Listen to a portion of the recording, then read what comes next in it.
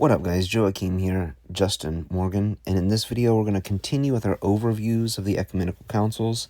I covered overviews of the first and second Ecumenical Council so far, and this one will be an overview of the third Ecumenical Council. So just a little bit of basic information. This Ecumenical Council occurred in 431 AD, and it occurred in Ephesus. There's obviously a book in the New Testament written to the Ephesians for the church at Ephesus, which is located in Asia Minor, modern-day Turkey. It was called by Emperor Theodosius II, as all of the seven ecumenical councils, the first seven ecumenical councils anyways, were called by emperors. The presiding bishop who presided over the council was Cyril of Alexandria,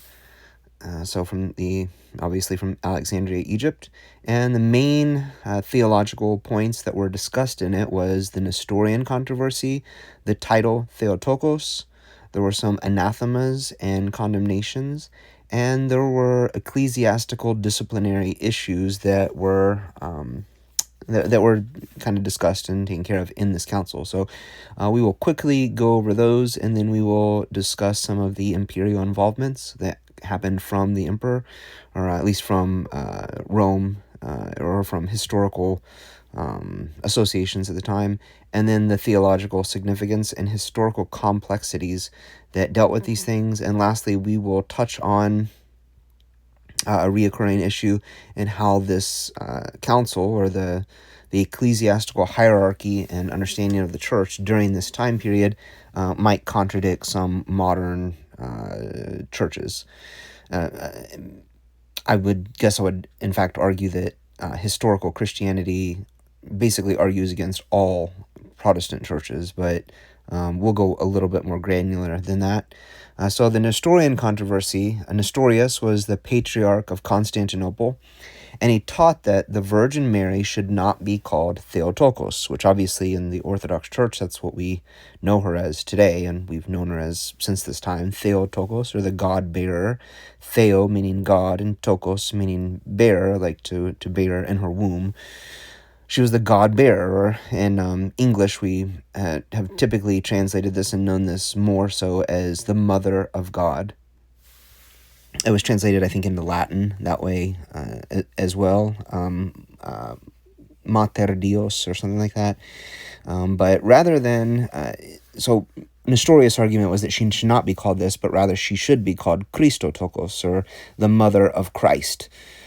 Nestorius implied that Jesus had two persons, a human person and a divine person, loosely joined within him, and that therefore Mary could not have given birth to the divine person that was part of Christ, but it was only to the human portion of Christ that Mary had given birth to. Cyril of Alexandria and others saw this as a grave heresy because it divided Christ into two persons instead of affirming one person who is truly God and truly man. It endangered the doctrine of salvation because only God made man then could truly redeem humanity. Orthodox teaching insists that Christ is one person, one hypostasis, fully divine and fully human, united without division, without confusion, without change, and without separation. So the church rejected Nestorius' view. So Nestorius is a good example. Many of the heresies that the church saw come up within the first millennia came from the East. It was more predominantly heresies that you saw coming from the East. Of course, a lot of the great theologians that govern the church also came from the East. So the West held to orthodoxy in times when the Eastern churches were in complete, in iconoclasm, or Arianism, or Nestorianism, or any of these other heresies. So, the West has its moments of great contribution to the church. And these are, I think, important things to realize and take note of. because the West at this time period represents what the Orthodox Church today continues to do, continues to be. And I'll go into more detail on that in a little bit. So the title Theotokos, the council solemnly affirmed that Mary is rightly called Theotokos because Jesus is one divine person and that Mary gave birth to that one person and not merely a human shell. So then denying Theotokos was denying the unity of Christ's person. So to be a Christian today, you basically must affirm this. It is significant that you affirm that Mary did not just give birth to a human Christ, and she did not give birth to a shell that was then later inhabited or even just inhabited loosely by divinity, but that she gave birth to one to Christ, two natures, the two natures of Christ, human and divine, in one person. So there were anathemas, naturally, because of that, and condemnations that occurred. Nestorius was condemned and deposed as Patriarch of Constantinople. His followers were also anathematized unless they accepted the council's formula. The council also confirmed Cyril's famous 12 anathemas against Nestorius. So, significant things that were carried out. Anathemas and condemnations are, there's some in the New Testament that you see, especially, or at least condemnations. John, in one letter, tells people not even to allow people that teach against what they learned from the apostles into their house or to have any fellowship with them. So you definitely see that. You see condemnation of the Judaizers and anathemas that are pronounced alongside that. So churches today that are juxtaposed or against this idea that anathemas, I've even seen some Protestants make claims that they're better than the Orthodox because they don't have anathemas. Well, all that shows is that they're different, or they're a different faith than what you see in the New Testament, and that we Orthodox continue to walk in that same faith, not by our own invention or something that we came up with, but we've simply inherited that one faith because we never departed from it, or we joined ourselves to that faith. So the fourth thing that I discussed was ecclesiastical disciplinary issues, and one of those was that the council addressed jurisdictional disputes, particularly affirming the independence of the Church of Cyprus from Antioch and local autonomy of certain churches that was protected against patriarchal overreach. This is something that is a point of confusion for many Catholics today, because the idea of an autocephalous church is foreign to the Vatican I and Vatican II church. It's something that could not take place. The idea of an independent church of Cyprus that's pronounced from Antioch in the Third Ecumenical Council is something that could not happen in modern Catholicism. So the result of that is that Catholics will retort back to doctrinal development, that it's something different. But the issue with that is that it's also contradictory. The looking at these things where they were condemned or whatever, and then saying that today something better has developed from it, you end up contradicting your own church. So we will discuss that in more detail about why I see that as a bigger problem, and I'll come back to that towards the end of the video. But there was some imperial involvement that occurred during this time period. Emperor Theodosius II was obviously the one who called the council, as I stated in the intro, and he called it at the request of Cyril of Alexandria. So obviously Alexandria is one of the 5 sister patriarchates, those being Constantinople, Jerusalem, Antioch, Alexandria, and Rome. However, the political situation was very chaotic at the time. Nestorius had imperial backing at first because he was the Patriarch of Constantinople and close to the imperial court, and the council proceeded quickly and without waiting for all the delegations to arrive, especially delegations from Antioch, which was led by John of Antioch. Later, John of Antioch arrived and held a rival counter-council and initially condemned Cyril, but eventually, after negotiations, John reconciled with Cyril, and this was the formula of reunion in 433. This made the council's reception complex and politically charged, though it was later accepted by the entirety of the church at that time. Theological significance obviously had to do with Christology, Mariology, and soteriology. So the study or the understanding of Christ as a person and his natures, the understanding of Mary as the bearer of God, and then salvation, the understanding of teachings from the church about salvation, that only if Christ is one person, fully God and fully man, can he save humanity. It is through him becoming a person, becoming human, that he saves us, that he saves humans.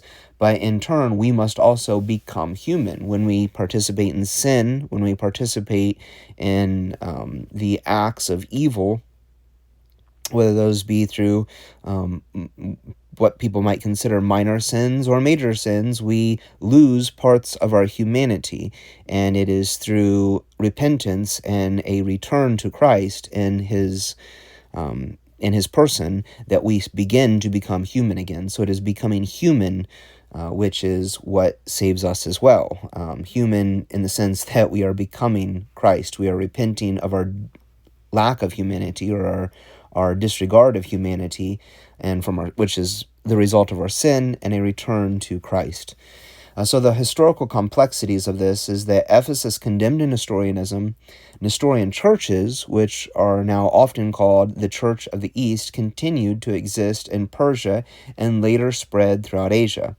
The Assyrian Church of the East today preserves aspects of this tradition, though modern dialogues have softened the divisions to some small degree. Do not confuse this with the Oriental churches, or sometimes called the Oriental Orthodox Church, which includes Copts, some Syrians, some Assyrians. Some Assyrians, I think, are actually part of the Orthodox Church. There are others. I'm not that familiar with them, so I can't really speak to anything off the top of my head, at least. And it's not really a topic that I'm all that interested in, but I know my friend Stefan, who I've had on the channel before, is very interested in the topic, and I know he wants to do another show where he covers that. So maybe that will be coming in the future, and we can all learn a little bit more about it then. But so just to... Well, I've kind of already summed that up, so I'm not going to go in that, but I did want to go into a little bit of the politics and then discuss what happened regarding Ephesus and autocephaly. So the imperial and political notes was that, like Nicaea and Constantinople, imperial authority was critical in calling and backing the council. We've discussed this in previous videos on the overviews of the First and Second Ecumenical Council. But the chaotic part, which was that Cyril was acting quickly and without all parties, shows the growing difficulty of holding a truly pan-Christian council even at this relatively early date, in the 5th century now. It highlights again that imperial summoning and imperial enforcement were considered necessary for ecumenical status. So, even though there are difficulties, there's a growth in the church throughout these centuries as it became legal. There is obvious things that are more difficult as the church grows to larger numbers, as far as the imperial city in Constantinople calling bishops, and along with their legates from across the empire to one particular place to settle these matters. But they still were able to accomplish it, but there's new growing pains with each ecumenical council as the numbers of Christians worldwide grow larger and larger, and the number of bishops that go along with that grow larger as well. So I want to return and touch back on this idea of Ephesus and autocephaly. One of the things that distinguishes the Orthodox Church today from Catholics, and Catholics will often point to this as a what they would see as a perceived deficiency in the Orthodox Church, but this ecumenical council is strong evidence that we function the way that the early church did. We are autocephalous churches. This council pronounces autocephaly over Cyprus. So if you're a Catholic and you are, following history and claiming, oh, we're the historical church, we've never changed, we're the church that was started at Acts, then you are going to run into some real difficulties when you start reading through the ecumenical councils and understanding that the church did not function the way that the modern Vatican I, what I would say is an apostasy from the church, functions at all. So one of the issues for this council and things that it dealt with was a jurisdictional dispute between Antioch and Cyprus. The Church of Antioch claimed the right to appoint bishops in Cyprus and to control the Cypriot church. The bishops of Cyprus protested this, arguing that they had historically elected their own bishops independently and without oversight from Antioch. The council ruled in favor of Cyprus, of course, and the Canon 8 of Ephesus states, if in any province or diocese from ancient custom bishops have an accustomed to administer their own affairs independently, let them remain independent without change according to the ancient customs. And again, that is Canon 8 of Ephesus. And in short, it states that if a local church had historically been self-governing or autocephalous, then it should remain. It should continue to be self-governing or autocephalous, and no larger patriarchate, not even Antioch, which was a very well-known patriarchate. It's still considered one of the great patriarchates. It's mentioned in the book of Acts, where it says that it was there they were first called Christians. They could not claim a new authority over such a church. Well, ironically, that's exactly what Rome does later when it begins to basically eradicate all bishops to become subordinate to the one bishop of Rome.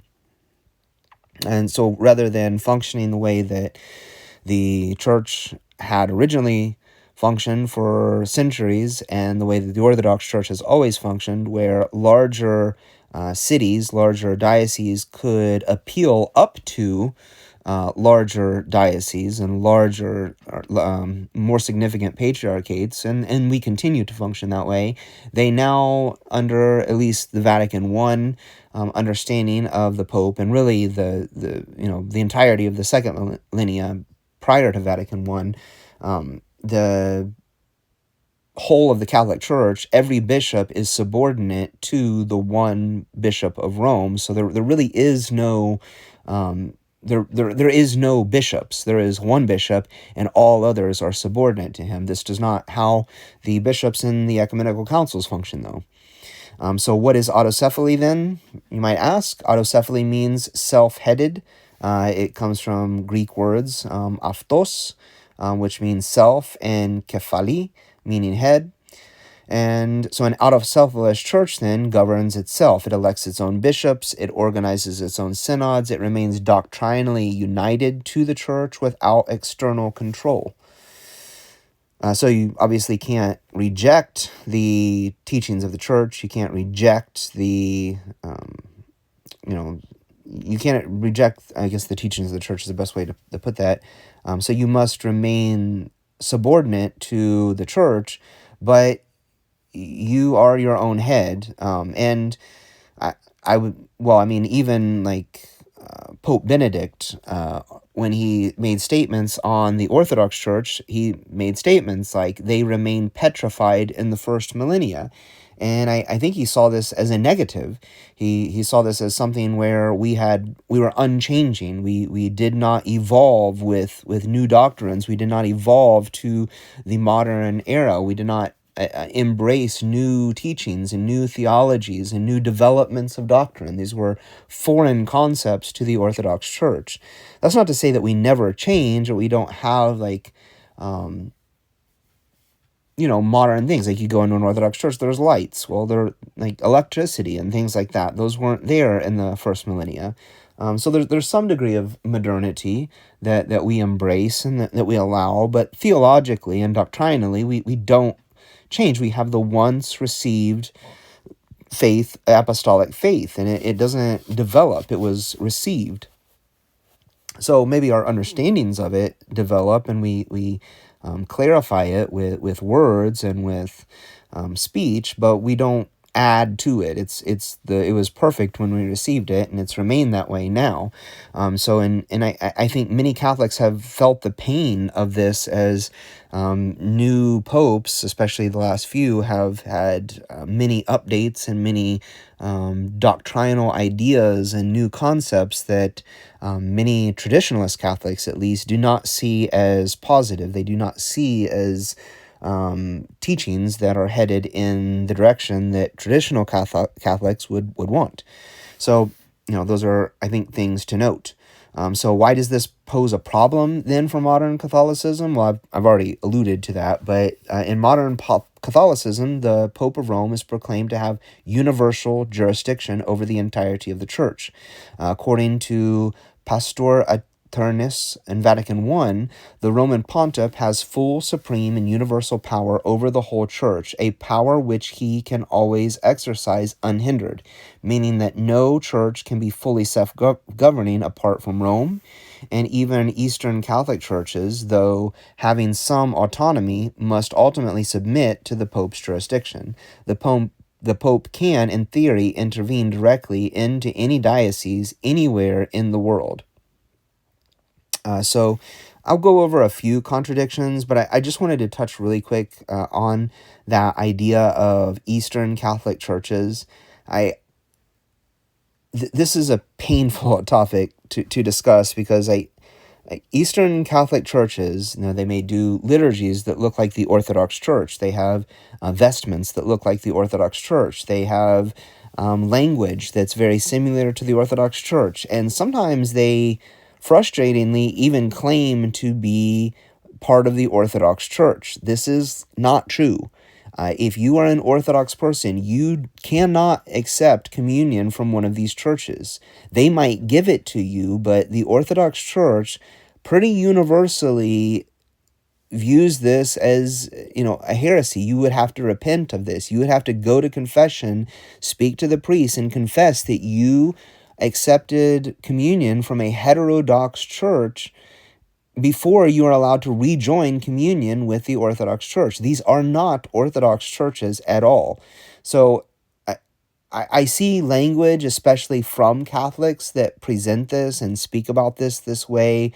Eastern Catholics will discuss this in this way. I actually think it's manipulative. I think that it's deceptive, and it makes me very leery of having any conversation or anything with these types of people or churches. Not that I have tons of conversation with them to begin with, but I don't know what I can say about that, but almost every interaction I've seen where I've come in contact or seen videos of these Eastern Rite, sometimes they call Byzantine Catholics or Greek Catholics, or I know there's a lot of Ukrainian Catholics, and they kind of intermingle these ideas. This is one-sided. It is the attempts of these Eastern Catholics to present themselves as part of the Orthodox Church, and it is not true. And I haven't seen tons of Orthodox people online address it exactly, but I hope that, if you are run into these, you keep that in mind. I would steer clear of them in their entirety, but I'm not a bishop. I'm not telling anybody what they have to do, but just something to bear in mind. So contradictions that I see very clearly, a few things I jotted down here, is that at Ephesus, it says that local churches maintain independence or autocephaly, whereas in Vatican I, it says that all churches are under papal supreme jurisdiction.